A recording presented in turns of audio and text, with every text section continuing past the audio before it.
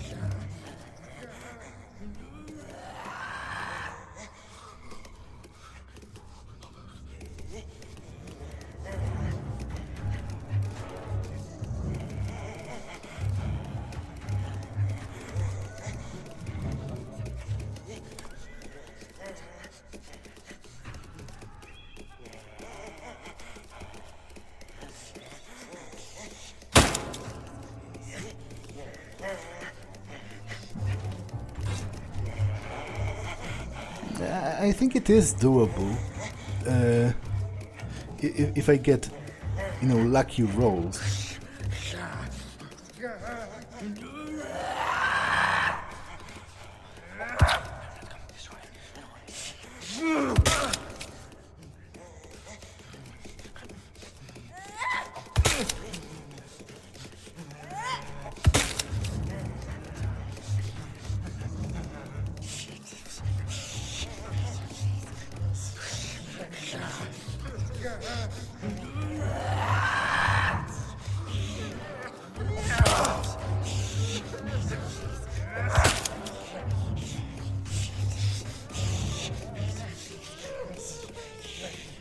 Which, to be fair, I haven't been getting.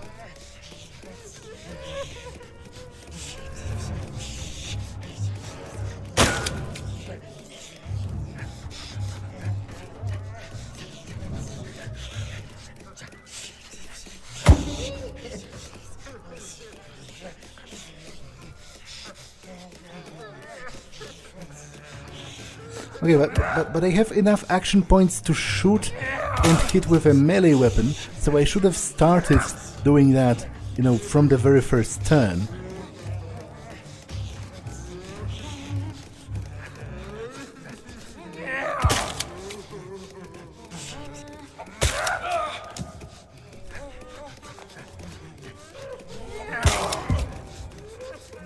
Okay, I'm dead already. Yeah, this isn't... I wouldn't say this is particularly great. But as I said, I'll give it a couple of tries. Like, the thing that worries me is that I'm already wounded. I don't know how to, treat myself. I think I can only do it when I'm resting.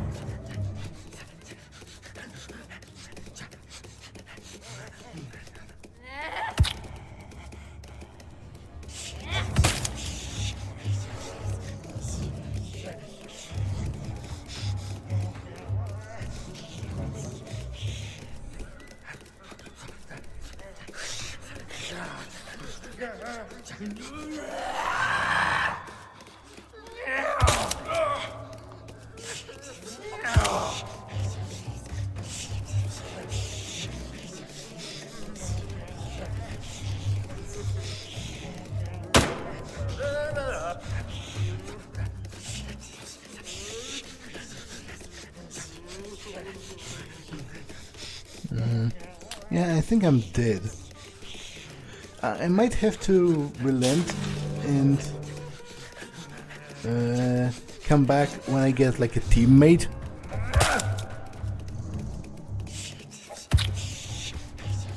I'll try one more time.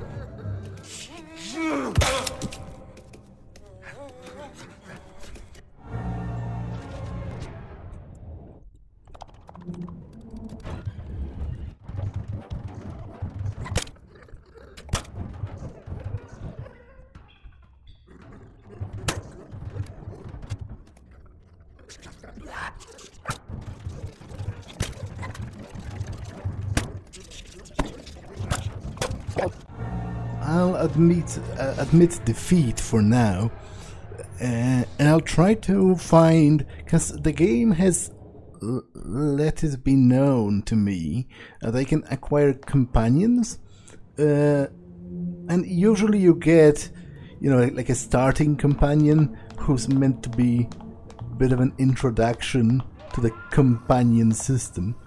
This ornate chandelier is surprisingly still dangling from the damaged ceiling. It looks like it could come free at any moment, so hopefully I can find me a companion, and then with the two of us maybe we'll have more luck navigating this. Behind the crumbling balustrades of this old Georgian house, a lackluster flicker of light unexpectedly signals occupancy. The door seems to be sturdily locked for a typical building of Arkham with such decrepitness. Knock at the door. You hear approaching footsteps, and a blunt, uneducated voice is heard from behind the door. I'm Charles Ward, and you? Get lost. The footsteps become distant. Rat snacks. Well, isn't that inviting? Although he looks like a living wreck with a lot of grease in his filthy hair, the man before you persistently advertises his merchandise, which looks more like trash to you, with unfaltering energy. Welcome to Uncle Ratshack's shop of undiscovered treasures. Don't be shy, come closer. I have everything you need. Call this a shop? Among the best. Oh, you don't like my decorations? Take no notice to the packaging, friend. The goods it sells, what makes it a shop. He stops for a moment to cough wetly. Uncle Ratshack has everything you need. But this stuff is all junk. Look around you. This whole place is a junkyard, so why not sell junk? You want to see some of my hidden gems? I have items here that you won't find no place else. Well, let's see what you have. Camping supplies, ammunition, opium, bandages.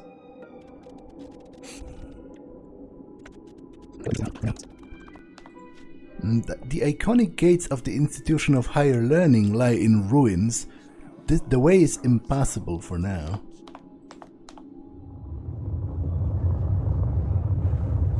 It's happening again. The lurker below. Crack open the ground, it will. That was a close one.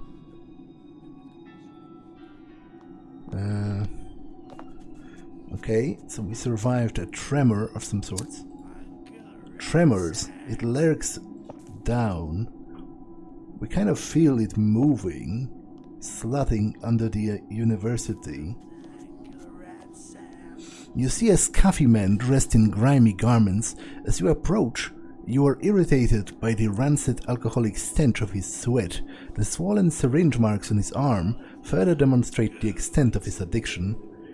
As your shadow falls over the unkempt and emaciated Rummy, he scarcely opens one eyelid, as if he was anticipating a visitor.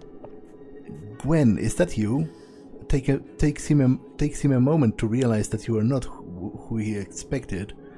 Oh shoot. Put a hand on his shoulder. Are you alright, pal? Who's asking? The drill sergeant? Sod off. Sergeant? Interesting guess. Did you serve in the army? What are you, a copper? The last time I checked, the mob burned down the goddamn police station. He chugs his moonshine and spits. They won't tolerate a snoop around these parts, so up yours, mister. Well, pardon me for saying that, but you don't look very good. I don't need no help. I'm well aware of what Richter's dope does to a healthy person. Do I look like I give a damn? Mentioning the pharmacist's name seems to have given him an idea. Speaking of Richter... Yeah, what about him? Maybe you could bring me a shot of his morphine, if you insist on bantering with this pathetic waste of a soldier.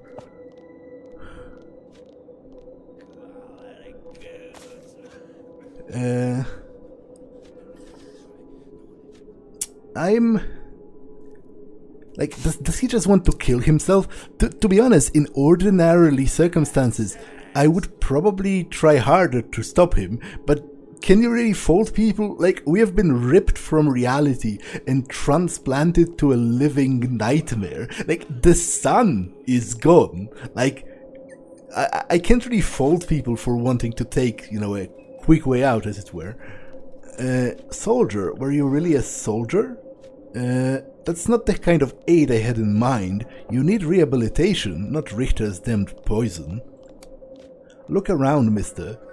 Do you see a single thing worth living for? Heck, with that holier-than-thou attitude of yours, you might end up dead sooner than me. Piss off.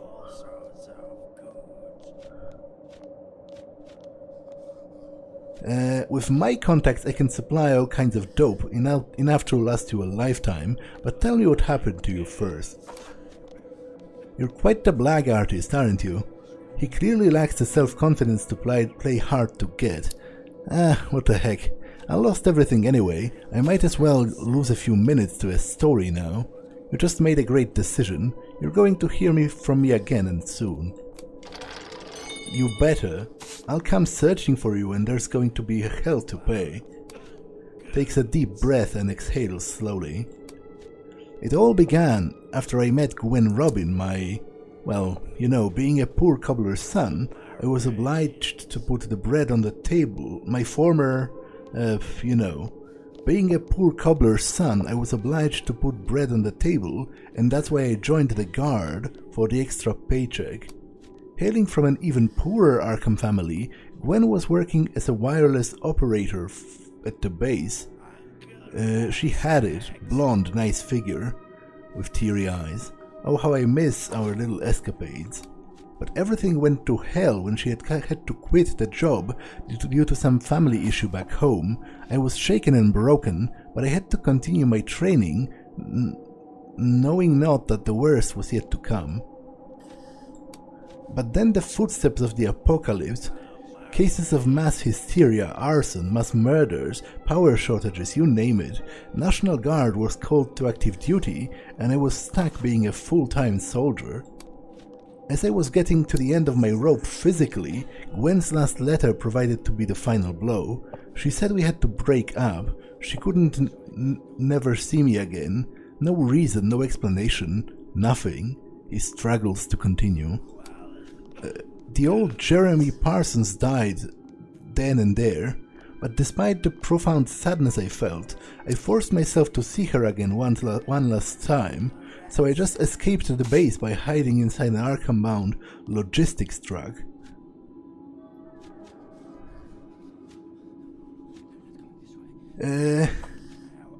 Well, that's a poor life decision, I would say. Especially because I'm not sure, you know, it's like the 20s or whatever. I'm not sure if you could get capital punishment for desertion. Possibly. But I kind of understand, emotions make us a little crazy sometimes. That's what it means to be human. We're social creatures. The lonelier we are, the more desperate we become. If that was meant to comfort me, then thank you, sir. But I believe I have failed my duty to the country by holding personal issues above the safety of the land. I'm no soldier. I'm a hypocrite at best. So you went to Arkham. What happened next? I did, and all for that I will never forgive myself. I'm a scoundrel for turning my back on the proud institution of our forefathers who fought the Empire. How can I betray the legacy of the Minutemen? So, you still aspire to be a freedom fighter after all? If only.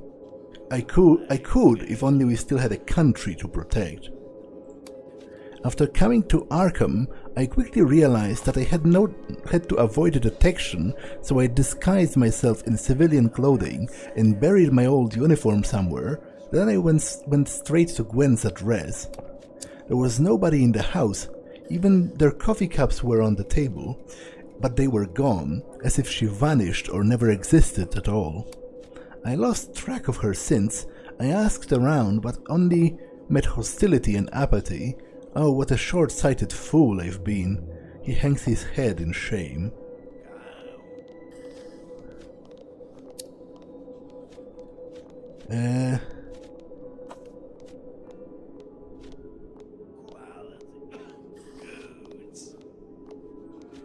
I'm sorry about that, Jeremy. We all experience bitter loss and still do. I hope you find her someday. You seem like a good man. He hands you a picture of a blonde woman. This is Gwen. Would you ask around for her? Maybe you can do better than I did. Sure, I'll do my best. Thank you, sir. Let's take a look at that. Portrait of a young blonde woman dressed plainly and posing chastely. Written on the back is "To my sheikh with love." What's that? What do sheikhs have to do with that? He isn't. Nothing about him suggests that he's like Middle Eastern.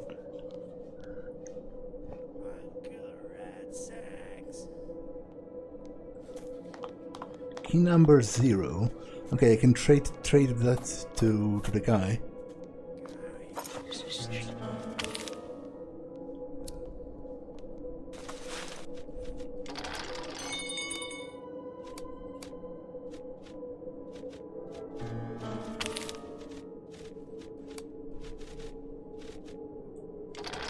A plain brass key with the number 0 carved on it. Your heart grows cold when you hold the key in your hand and feel the chilling metal. Another one of what?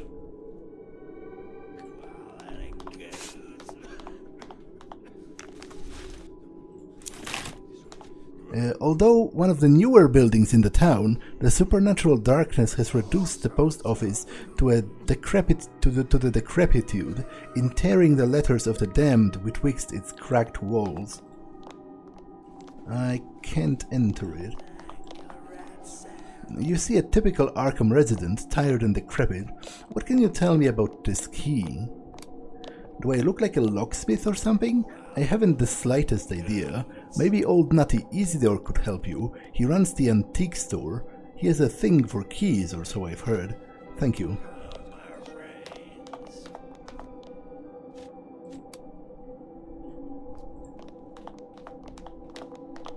I said leave.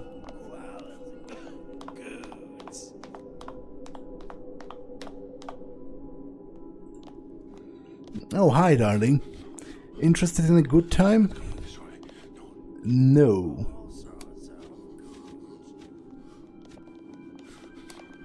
How about you? Pleasure in damnation.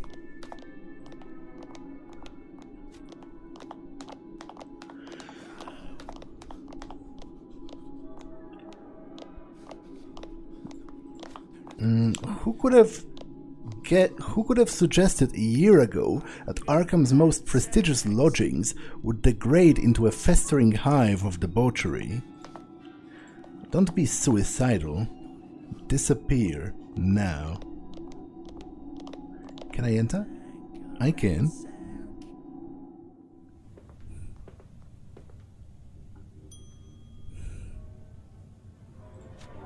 A skillfully assembled scaled replica of the Perseverance, the merchant vessel which brought the Pilgrim Fathers to the land of liberty.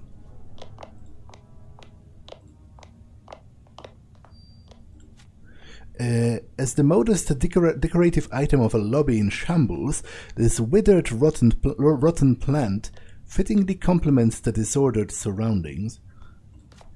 The plaque reads, Nehemiah Crame, captain of the Perseverance. The captain's bronze likeness now overlooks scenes of reckless debauchery, in rueful contrast to how the pious man himself once set forth selflessly to the shores of the New World.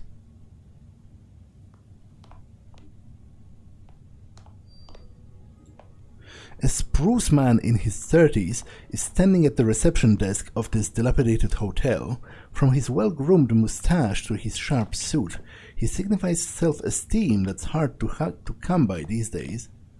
Bonjour, monsieur.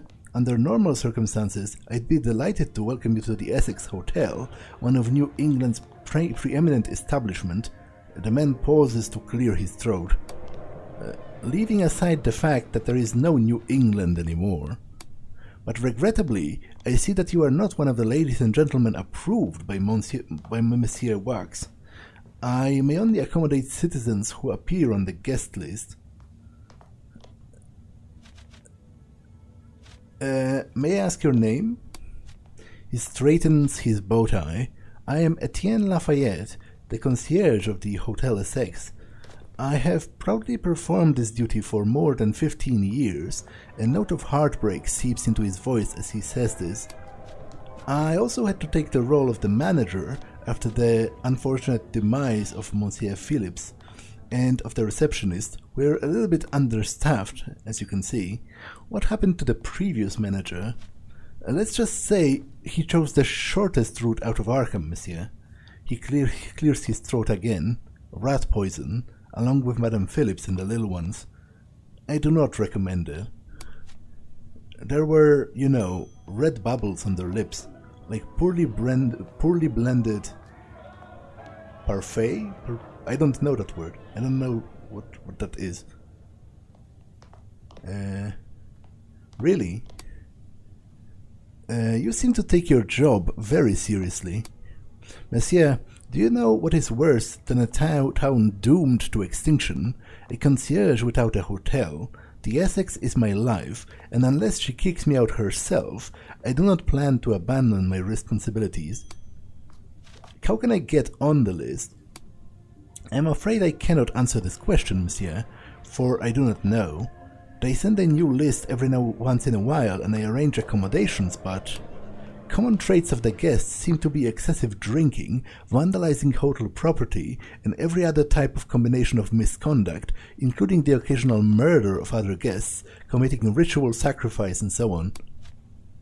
Perhaps you wish to participate in such endeavors, monsieur?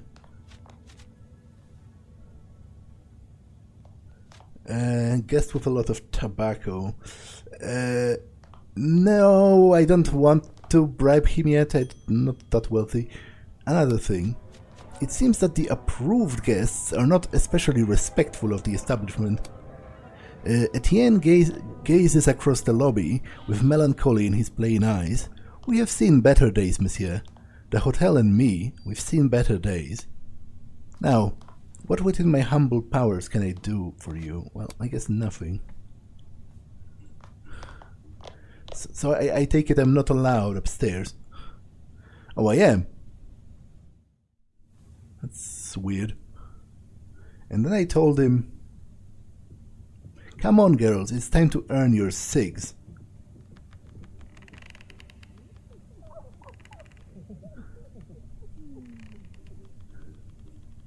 Disappear.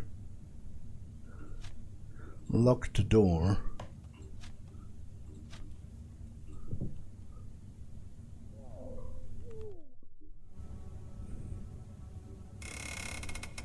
A desiccated corpse. This desiccated corpse, who died crawling across the floor, looks like he spent his last breath trying to defend his most precious possession, which is a key. Alright. Alright. It's actually somewhat of use to me.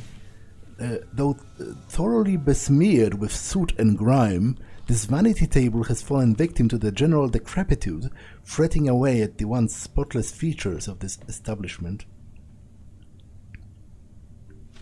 From few stories up, one can better survey the scope of the havoc that stormed through Arkham.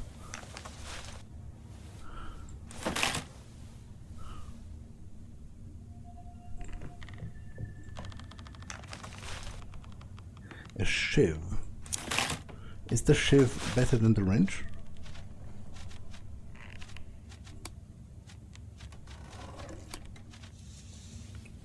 Uh, 1 to 4 physical. And this is what? 2 to 4. And they are both 3 AP, so I guess the wrench is better.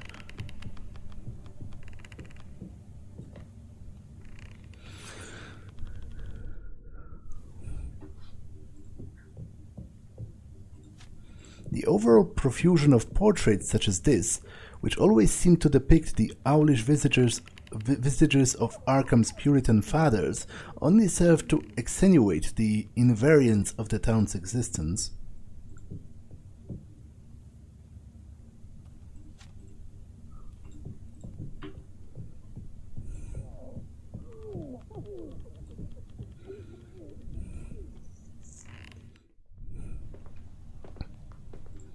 I'll go and converse with the owner of the antique shop about the keys that I've gathered.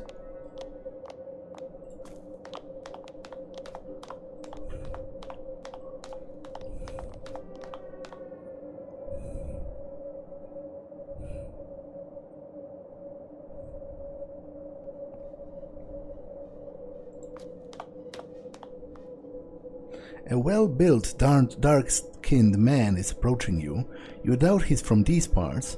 He seems unaffected by Arkham's nightmarish conditions, and there is something inviting, almost provocative in his thin smile. Hola, senor. Please forgive my interruption, but I have been seeing you at the Old Eel, and I wanted to present me. Well, who are you? I am called Eduardo Carnela to be exact, but there's nothing special about my apellido. I am just the son of another poor fisherman from wherever. I carried the Carnela name to this part of the world. Now all that remains is our past now. You may be right, I'm Charles Ward.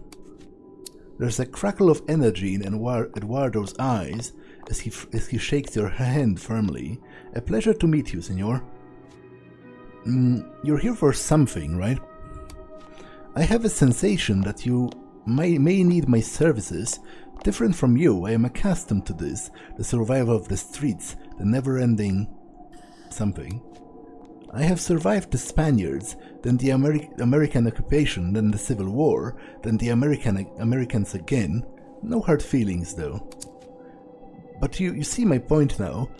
I know what to do when things get, what do you say, hot. I can be the difference between life and Santa Muerte. What do you want in return? 2006 for each day I protect you. I don't care if you're fighting monsters or the mob or El Diablo himself.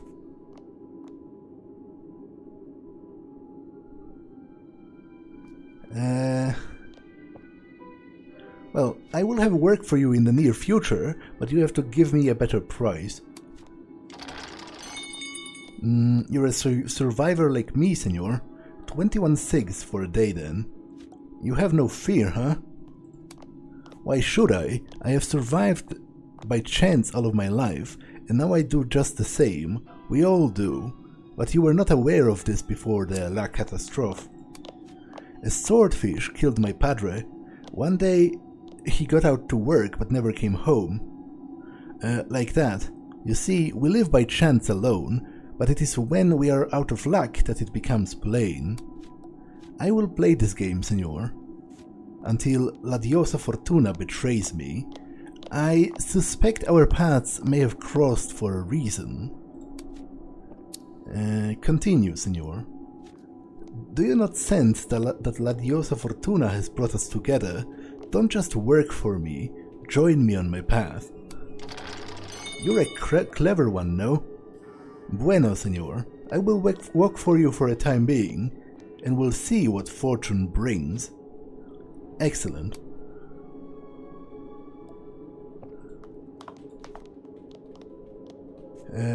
So why aren't you listed here as one of my followers?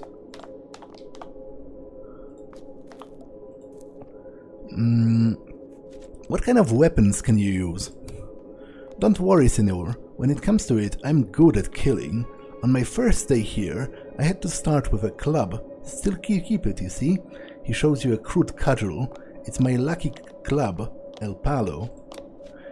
It's lucky because the man I beat with El Palo carried this.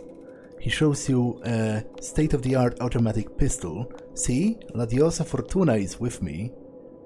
Another thing. What are you doing in Arkham? Ah, this is a long one. Maybe you can buy me a drink later and I will share it with you, senor. Eduardo Carnela goes to America. Small fisherman's son becomes big and rich. He smiles bitterly. Hasn't happened yet. Well, I guess the dream is over. He silently looks away.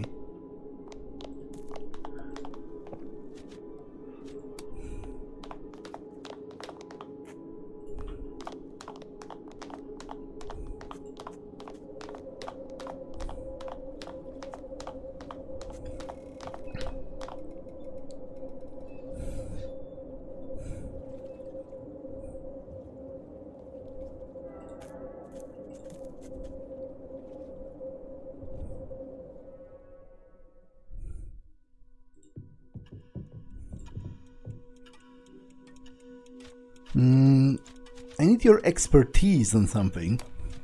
He adjusts his glasses over his cloudy eyes. In his expression, you see an interesting mixture of professional curiosity and grumpiness caused by your interruption. The cipher screen. You don't possess any artifacts. Okay, but what can you tell me about this key? You see a flash of greed in the old man's eyes. He hastily takes some notes of the peculiar notebook.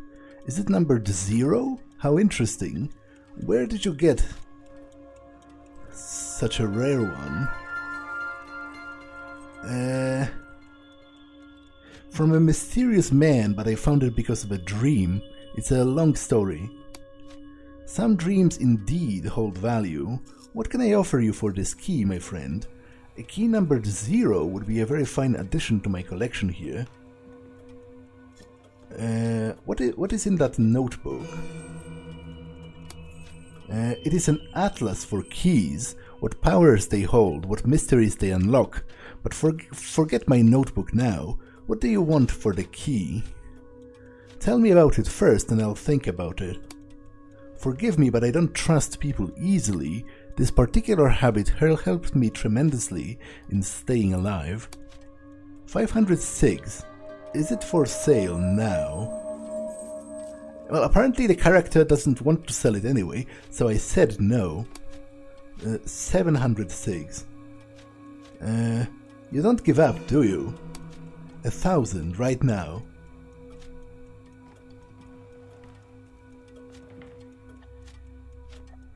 Well, to be honest, you're kind of making it like it has some special powers, so I think I might need this key.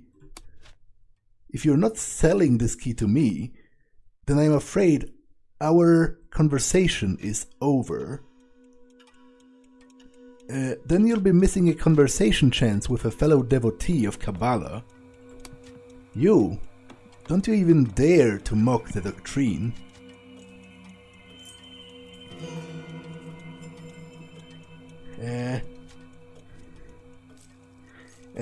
Well, I guess I don't know much about it, judging from this dialogue option, which is mostly rambling. I'm sorry, I didn't mean to offend you. I really need to learn about the key. Then we're interested in different things, and our goals do not meet. I can pay for the information.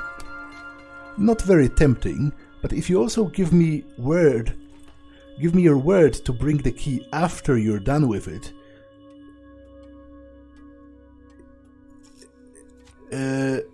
this may start to look like a deal. Well, after I'm done, to be honest, that's totally discretional, right?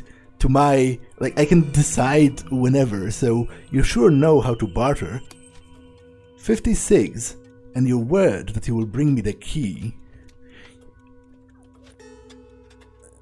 You're benefiting from this deal anyway. Can you lower the amount a bit? 46 then. Be quick or I'll change my mind. Well, here you go. I hope you'll also respect the other part of our deal. I'll be waiting for the key. Now for my part,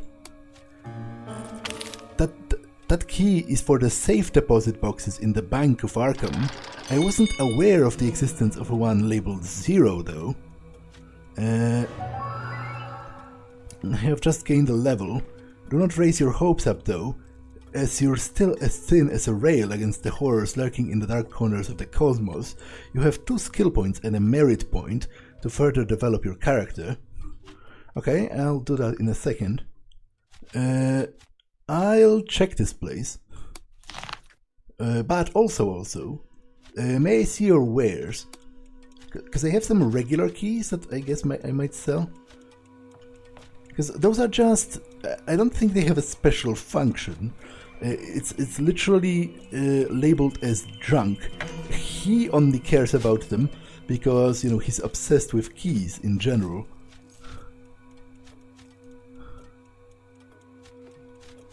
I'll take 6. So, 2 skill points. I'll take psychology and speechcraft. Alertness, +1 to reaction, dodge, physical defense, better prices from vendors, improved health gain from medical items.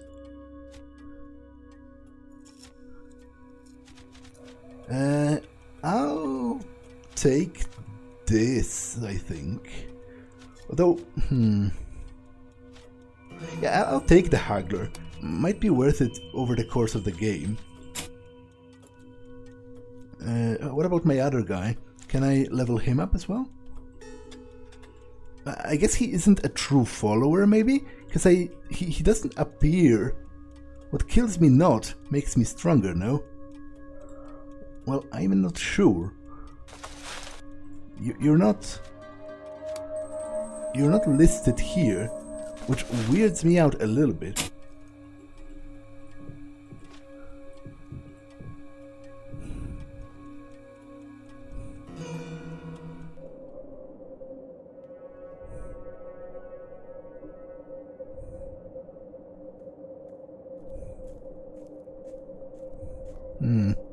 Okay, but I'll try utilizing them to get through the bank, especially because I have a key to one of the lockboxes, which makes it, you know, doubly...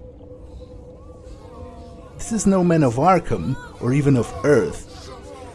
There is nothing human under those rags. Your kind brought this upon us. Cursed creature. Demon. The angry mob before you is about to lynch the miserable being you encountered a while ago. It seems that this outsider has been chosen as a scapegoat for everything these people suffered in the wake of the Black Day.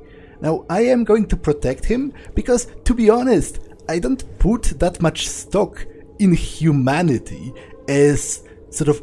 I don't believe humans are inherently special.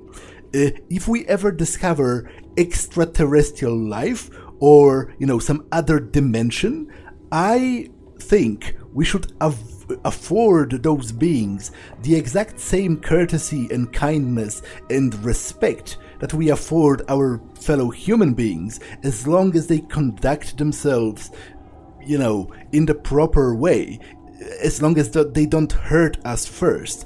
And this guy didn't do anything to hurt me, surely. If anything, he seems a little bit scared of people. Leave him alone. The crowd turns to you with a mix of fear and hatred. One of them shouts at you, "Are you in league with this demon? Don't you see what his kind has brought upon us?"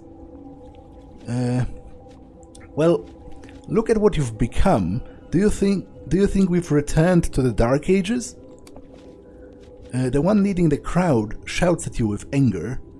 Shut your mouth.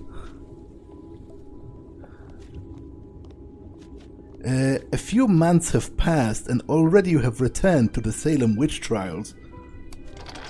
Uncertain looks exchanged among the crowd. Shame on you all. You condemn this creature just because of his odd appearance. Many among the crowd have dropped their heads now, and all have fallen dead silent. Their reaction is a symptom of that particular ailment which has plagued the spirit of mankind since the beginning of its journey, shame.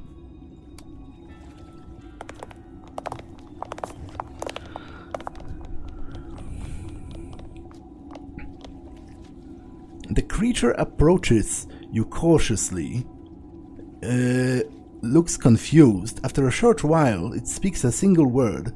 Why? Well, I just wanted to... Why did you intervene on my behalf?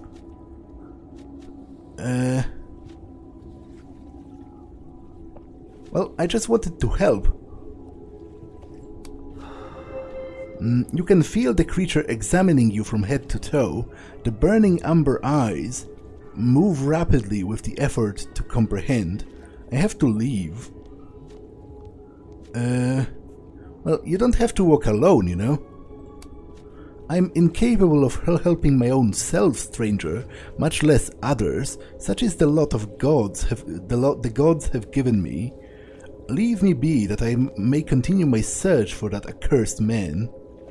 Well, tell me about this man, because I have a feeling we might be looking for the same one. The man in black with no face, the man with the cane of bones, the ghostly tapping of his stick still rings in my ear. I am also looking for that man. Then you are as doomed as I am. In my bones I know that no good would ever come from finding him, yet I have no other choice but to find him. His countenance was the last thing I saw before finding myself in this purgatory. Where did you last see the dismal man? Somewhere far away, so far and so distant now. Damn the day I left my castle. Damn me for leaving my dreary chambers and the twilight groves and the companionship of my books. Damn me. Castle? The past is best left alone. It often brings pain and seldom joy, and when it does, the longing of the joy twists once more to pain. How did you come to this purgatory? I betrayed everything.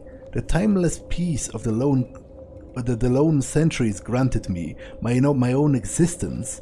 The outsider slowly regains the control of his temper. I do not know how I came to be here, but I know why. This is my punishment. Perhaps we could look for that man together. The creature is silent for a moment, and then you hear a rugged voice from beneath the rags. It is no coincidence that you know the man with the cane of bones. Perhaps I shall walk with you for a time. May I ask your name? I don't remember. I am unsure if I ever had one, but I know one thing. Wherever the fates tosses me, I remain the outsider. Well, whoever you are, it's a pleasure. The creature gazes at you without a word. Okay, so that guy is actually a true companion, it seems to me. And he has leveled up as well. He's quite skilled in occult. He's nihilistic. Cursed bloodline. terrible sin committed in the past still haunts your family. You meddled with the occult to lift the curse, but to no avail. Archetype, antediluvian. This being originates from ancient times. His personal life experience and proficiencies belong to an entirely different time period and don't stand on the common ground with other archetypes. Wisdom of the Centuries. Increases spellcraft, minimum and maximum spell damage, and lowers maximum health. Increases melee damage. Both of them lower something, so which is your greater? Do you have greater health or greater sanity? I guess I'll take better spells, if you can cast spells.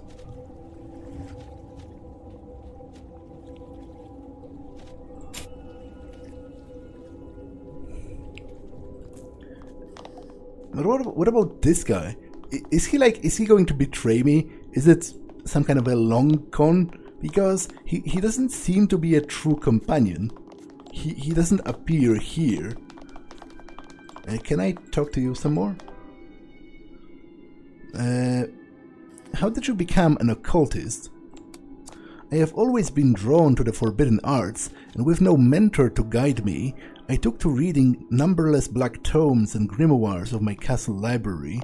For decades have I reveled in their cryptic wisdom. Well, I asked all of this already. Where did you meet him?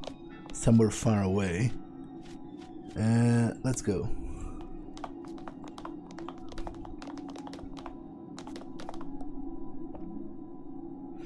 I have an offer for you. A pasty, malnourished man leaps up from within the shadows. His swollen, weary eyes are riveted on you. The scuffiness of his otherwise fine apparel corresponds with his restlessness antics. His rolling, vigilant eyes quickly scan the premises, and when he finally feels secure, he addresses you in a timid but needy fashion. I'm sorry if I startled you, sir. I'm Cornelius Moretti. I have a proposal from which we can both benefit.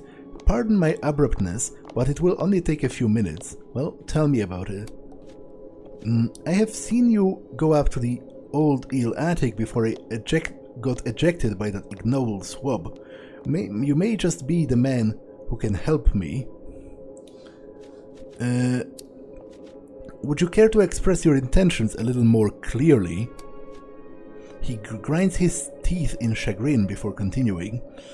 It was just another miserable day at the joint when I, partly encouraged by the devil's juice no doubt, finally spoke what had been on my mind for a long time. I called him out, that tyrannical devil's seed, Waxface. I denounced him as the false shepherd he really is. Nobody said a thing, of course. Cowards.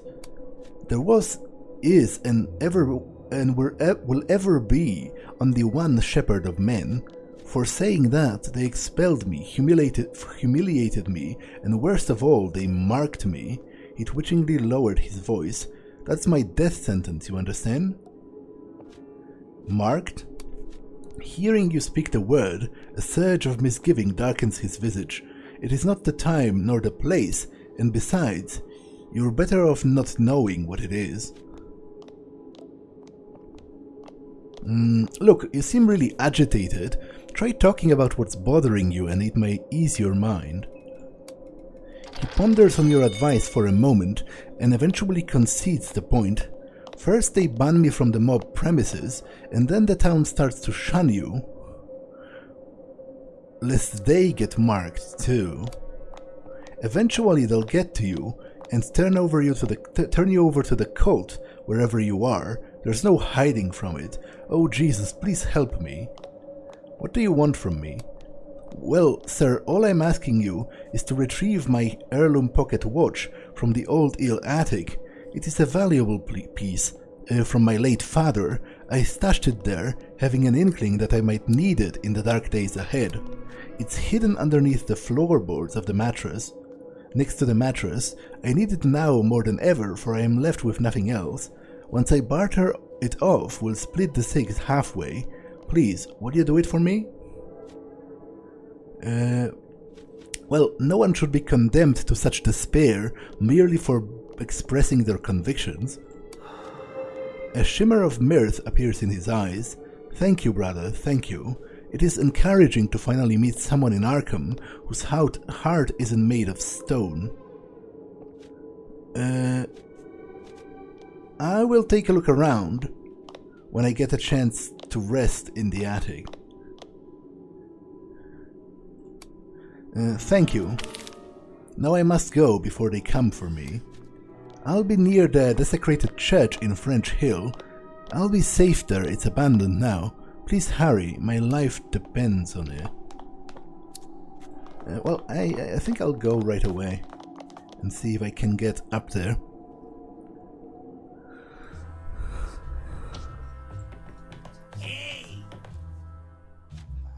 What do you know about this key? My knowledge on that thing will greatly depend on whether you're planning to buy a drink or not. I tend to forget a lot these days. A lot of cigs will be made with this, if you help me, of course. You know, Cornuto, I hear this a lot, more than you think. It had better be worth my while. There is this old Jewish fellow in French Hill. He has an antique shop or something. All that expensive junk. It's to the east of here. I've heard he pays good for keys. Maybe he knows something. Well, I'll check it out. And buy me an old antique chastity belt while you're there. I'm in love with a whore and I need to take my precautions. What would happen if I became a cornuto like you? He burst into laughter. Well, I need to rest. It's occupied, you say. Okay. Is that a new person? You see a withered old man sitting bent in one of the tables. He appears to be in midst of a heated argument with his bag. The fiery light in his yellowish eyes contrasts sharply with his weary physique. I get it. Cut it out, I said. Dawkins, I tell you one last time, if I ever hear your bloody voice again, I'll break your damned pisspot of a bottle. Do you hear me? All of you. The old man suddenly turns. You're early, cabin boy. Good. Sit down and drink some ale with me. Cabin boy, I think you have mistaken me for someone else. Have I? Or perhaps we're all in a ship, in a damned ship sailing through the black, forsaken waters, eh? That may make you a cabin boy, all right. Turns to the bag. What did you say to me, you foul-mouthed horsespawn? The ship. Can its name be Arkham? Well, all right. Long Tom, just when I thought you came to your bloody senses. No, I'll be sitting here drinking my ale, or whatever this horsepiss is. He registers your presence again. What did you say? Who are you talking to? What's in this bag? You mean this bag over here? No one of importance to you, just a low-life scum of the sea, Noddenslot like me. He hears something from the bag which upsets him, as far as you can tell. How dare you, you hornswoggling bastard? Noddens? And upon Dolphin's back, on a vast crenellate shell wherein rode the great Noddens, Lord of the Great Abyss, you'll learn more about him in your time on deck, cabin boy. You may even serve the needs of the great god of the deep, like I do. Noddens is not like those old, cold, tyrannical, unfeeling gods that rule this realm now. He finds purpose in mortals, although rarely... Shut your trap, Peters. Well, I'm not getting... Tell me, cabin boy, before you leave, why do you follow the man who sails the whirlpools of reality? You mean the Dismal Man? Dismal? Yeah, that's bloody fitting. Now answer my question, cabin boy. His voice has taken a cold, intimidating tone. Well, to be honest, it's mostly because I feel like he knows what's up. I believe he has the answers to this mystery. Perhaps he does, but ask yourself if those answers will actually make you feel better or worse than before. What? Peter's found another one? Good boy. Alright, you'll have what you want. When? Whenever I decide to leave this rat hole of a tavern, of course. No one is going anywhere. Can we talk? You find Sonia showing Marino a picture and asking in a distressed voice whether he's seen a man named Randolph Carter.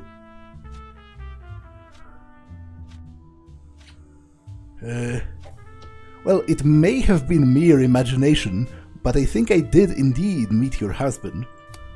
You have? Oh, please, do tell. Her words are cut off by an impertinent Marino. A signora of high standards such as yourself shouldn't probably pay attention to a man who can barely pay for my services. Mr. Know-It-All here probably wants to squeeze you, that's all. Try to lie a little harder, Marino, and you might just believe it. Sorry, signora, allow me to serve you finest liquor. His face is very familiar, actually. Let me look at that picture again. Filling her glass, Marino throws a mean gaze. Sonia is looking straight at you, as if her life depends on what you're about to tell her. So did you really see my Randolph? I saw him in a dream. Well, then if I am to believe you, sir, you must provide some details about him.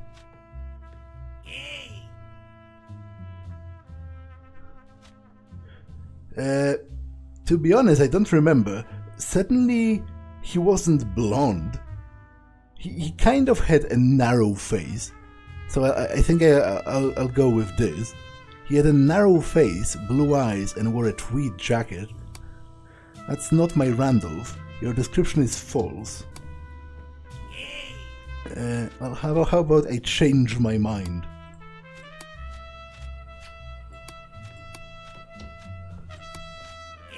He had a wide chin, thin lips, and wore a silk jacket, green bow tie and vest. That's very accurate.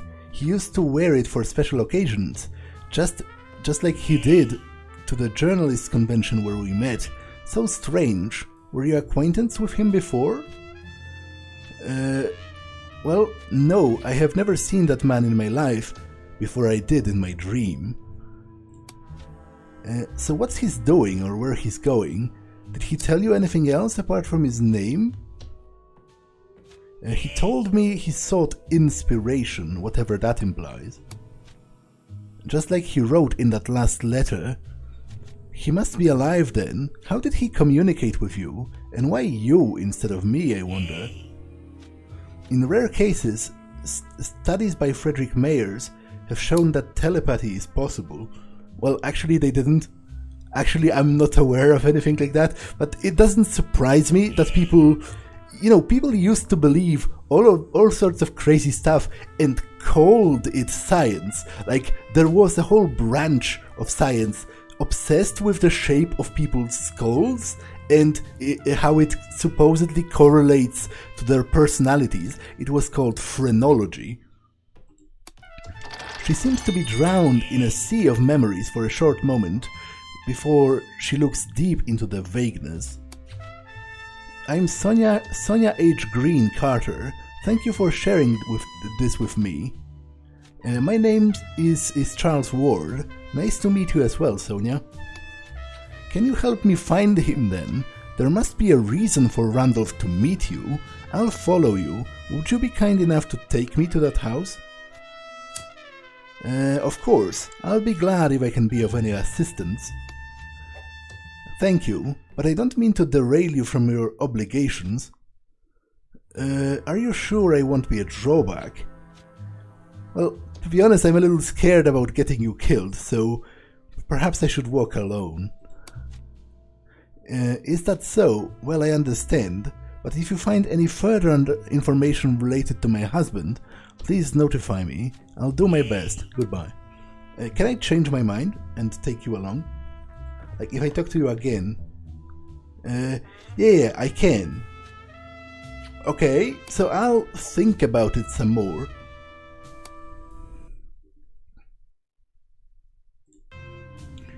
But first, I will try to fight in the bank a couple more times now that I actually have a companion with me. Especially because, as I said, I have a key to one of the lockboxes.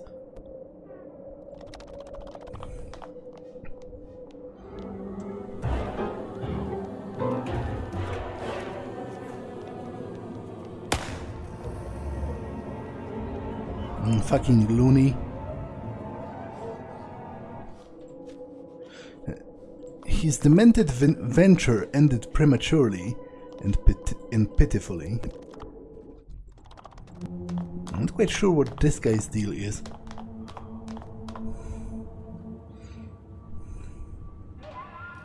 Are you armed? Hand of shame. The outsider's twisted hands resemble claws. Okay, so you're armed with your own claws.